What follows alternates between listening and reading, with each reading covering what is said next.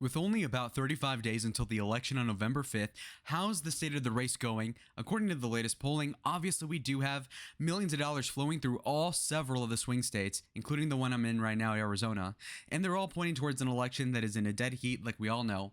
But what is the exact lean of it? And so let's get right into it.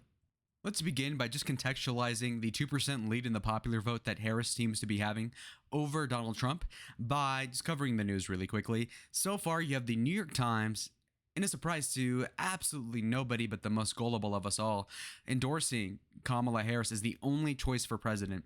Interesting wording, really. Only choice. Do you think they would have said that about Obama in 2008? Oh, Obama is the only choice against McCain. No, it was an affirmative. This guy's great. Hope and change. This is more like complacency. Stay with where you are.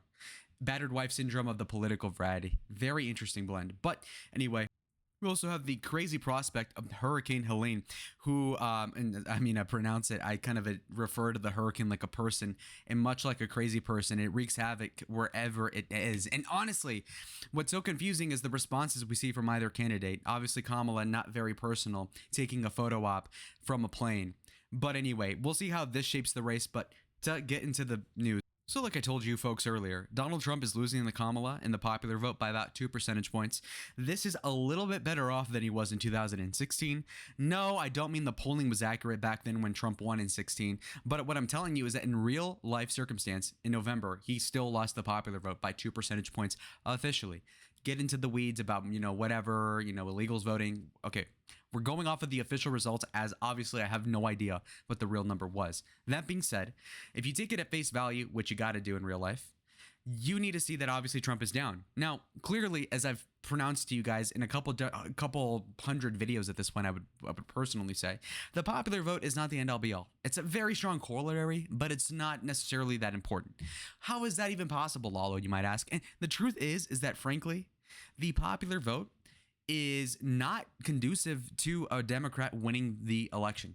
If you're going to be confident for Kamala Harris to be Donald Trump, she's got to be winning that popular vote by more than what Biden did in 2020, which, by the way, was about 4.6 percentage points over Donald Trump. You're winning by +2 in polls that I and you, that obviously these polls are slanted. Not like Chinese, but I'm saying just like generally pretty noticeably slanted towards the liberal side of the equation. You can see how biased these things are. I mean, ABC polls, are you kidding me? You're going to take ABC News polls, on face value, CNN polls. Even Fox News polls are really biased, to be quite clear. But some polls that have been more accurate that you might say are more towards the Trump side are things like Rasmussen, which that's probably too. Let's get into why this is the case, though. Look at Rasmussen. They're saying over here that apparently they've got Trump getting massively in New York State, which might indicate a better popular vote percentage for Donald Trump on November 5th. But it also shows he's winning 40% of the black vote and winning independents. Now, again, it's a complicated factor because clearly that cannot happen. Okay, 40% of the black vote, I disagree with that. And I have the right to speak about that because my hair's black. And so theoretically, I have a little bit of a bone to pick with that. Okay, 40% is crazy.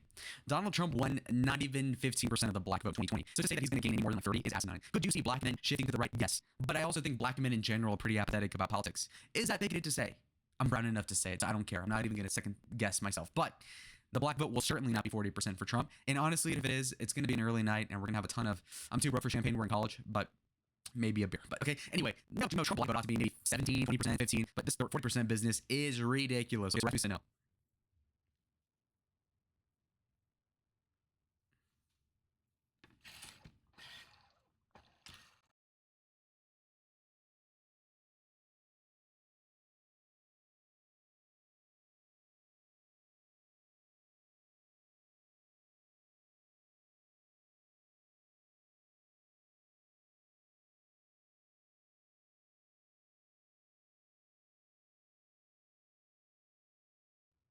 Now, this is somewhat of an interesting factoid, folks. Obviously, you have Joe Biden at a 53% negative disapproval. Now, this is interesting, as obviously he is at negative 10 to 15%, and he's underwater when it comes to the voters. Now, he's not running, so why bring it up, you may ask? But honestly, this reflects on Kamala, because you're running as a quasi-incumbent. The whole issue, times long we've known this, eat the cake, have the cake and eat it too. Just hard to pull off. Run as a quasi-incumbent with all the clout of having experience in the administration, but you're in an administration that sucks. With a guy who frankly might have not have been in control of the administration, if not to begin with, certainly ever since that debate performance. So it kind of sucks writ large. I mean, it's like saying, I have a great experience being a mother, but you're the mother to a crack child like Hunter Biden. So like maybe your experience is actually a negative thing. You might as well have a nanny that is never taking care of a kid. Because if you raise Hunter Biden, you might say that disqualifies you. And the voter in the middle, the voters that are undecided, are truly saying like, okay, Kamala, you might have experience like Trump, but frankly, it's bad experience. And what did Trump say in, I think, the first or second debate against Hillary Clinton? She's got experience, but it's bad experience, folks. Benghazi, So this sort of issue is actually pretty important. Biden being underwater is certainly, if not anchoring Kamala down with him all the way, is certainly Joe, concrete shoe down to the bottom of some sort of riverbank, but also, reaching on to Kamala, she might be a little better off, obviously, because there's a little bit of difference, but it's still at the end of the day the same person, same administration, same vibes. Speaking of which, what does Kamala say as a response to that sort of allegation? Multiple times she's been asked, how are you different from Joe Biden? And then she like self-referentially looks at the camera or the interviewer and says, I'm not Joe Biden, just because you're what, like 8 inches shorter, you're black, you're 20 years younger. And all of what I just said there is kind of a stretch. 20 years younger, maybe make it 18 years younger, I don't know. Black, maybe half at best, and, whatever. So anyway, she doesn't have a good answer for this, and I think most voters can understand.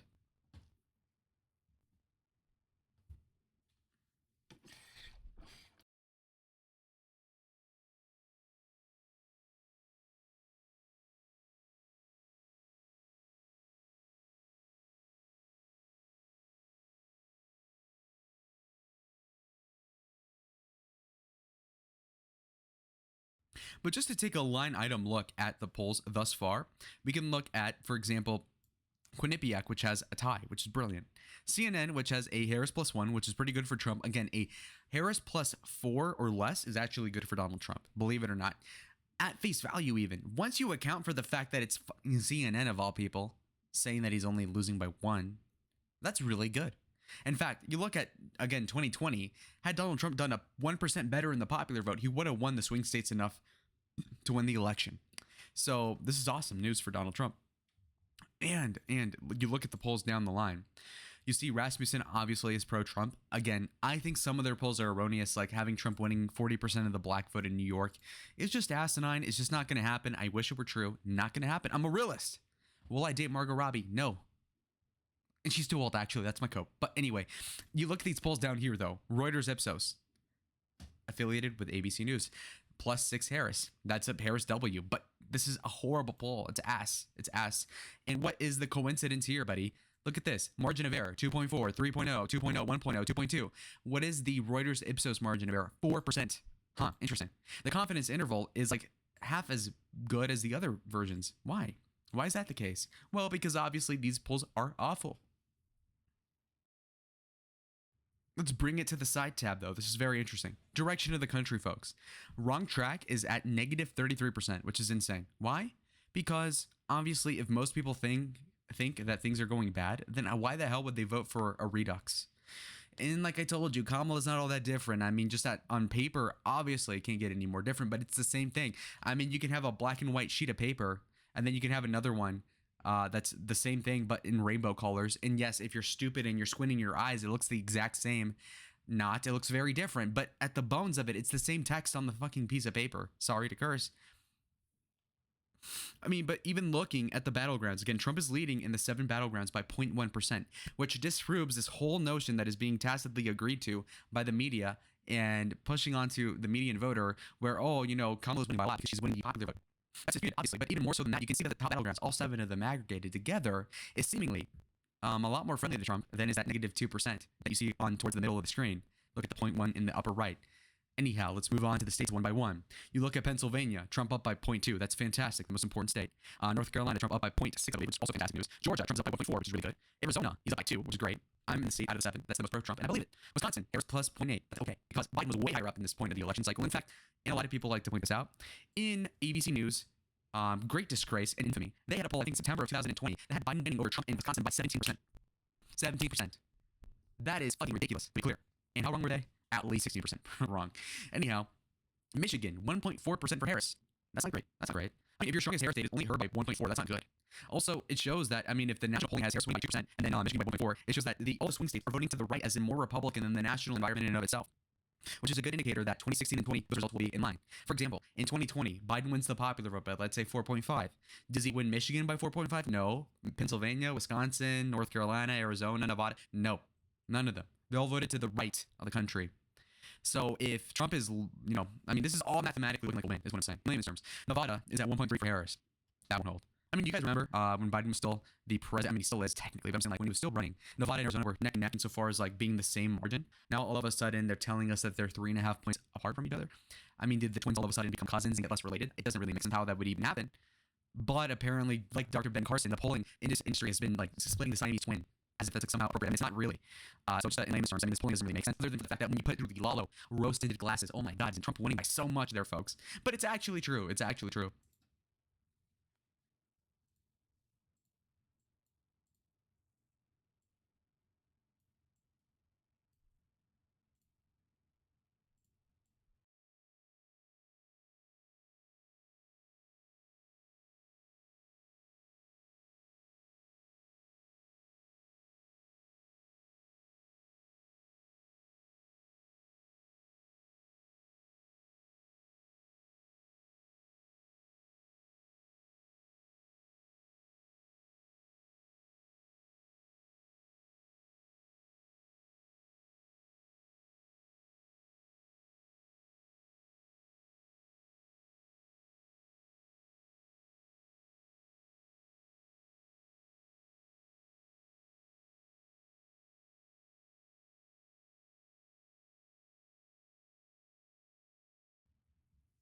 But anyway, that was your 2024 election update.